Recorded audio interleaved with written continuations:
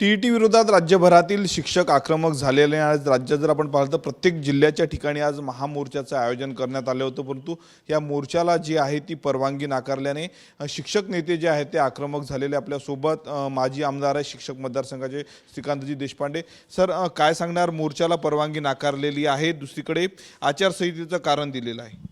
वास्तविक पाहता आचारसंहिता ही फक्त आणि फक्त नगर परिषद क्षेत्राकरता होती, पण तरीही प्रशासनाने महामोर्चाला परवानगी नाकारल्याचं मी ऐकलं।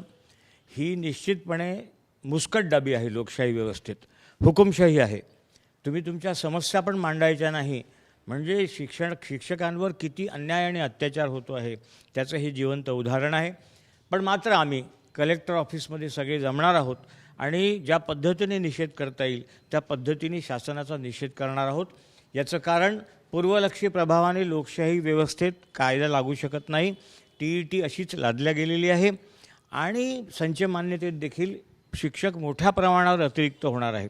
जरी शासनाने आज अतिरिक्त शिक्षकांना समायोजन करण्याला स्टे दिला असला तरी जोपर्यंत संच मान्यतेची पद्धत सुधारत नाही तोपर्यंत शिक्षक अतिरिक्त होणं थांबणार नाही।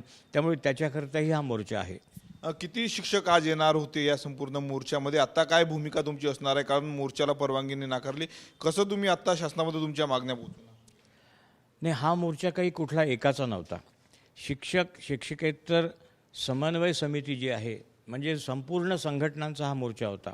त्यामुळे मोर्चात तर शिक्षक मोठ्याच प्रमाणात आले असते, पण शिक्षक हा एक साधा प्राणी आहे, त्याच्यावर कुठल्याही गोष्टीचा परिणाम फार लवकर होतो।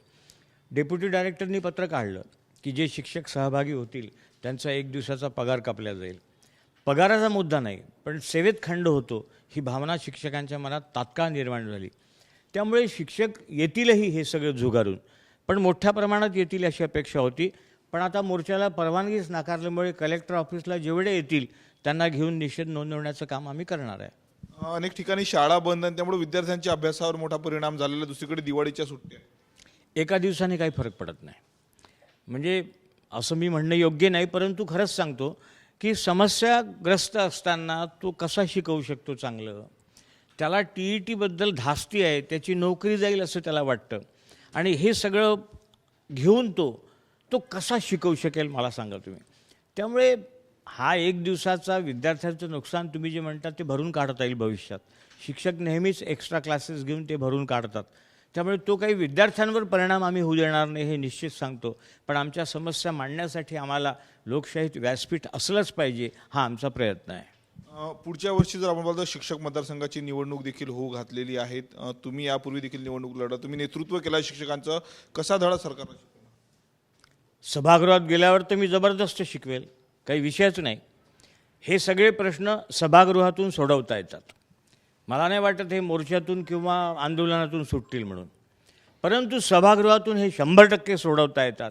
आता टीईटीचा मुद्दा सभागृहातून कसा सोडवायचा हे मी शिक्षकांना एका व्हिडिओ क्लिपद्वारे सांगितलं आहे, तो मी 100% सभागृहात सोडवू शकतो आणि संच मान्यतेचा मुद्दाही सभागृहातून सोडवू शकतो। नव्हे त्याच्यापूर्वी सोडवेन मी, कारण माझी शिक्षण मंत्र्यांची याच्यापूर्वी बैठक झाली आहे आणि त्यांनी तसंही मान्य केलं आहे की 40 विद्यार्थ्यांची टोटल होत असेल तर आम्ही त्या प्रमाणात शिक्षक देऊ। आपण जर पाहिलं तर शिक्षक मतदारसंघाचे माजी आमदार श्रीकांत देशपांडे होते। आज जर आपण पाहिलं तर राज्यभर शिक्षक जे आहेत ते टीईटीच्या विरोधामध्ये जे आहेत ते मोर्चा काढणार होते, परंतु दुसरीकडे आचारसंहितेचं कारण देत हा मोर्चाला परवानगी नाकारली आणि त्यामुळे जिल्हाधिकारी कार्यालयावर जाऊन शिक्षक आपल्या मागण्यांचं निवेदन देणार आहे। कॅमेरामॅन अनिकेत दहातोंडेसह मी स्वप्नील उमप, TV9 मराठी, अमरावती।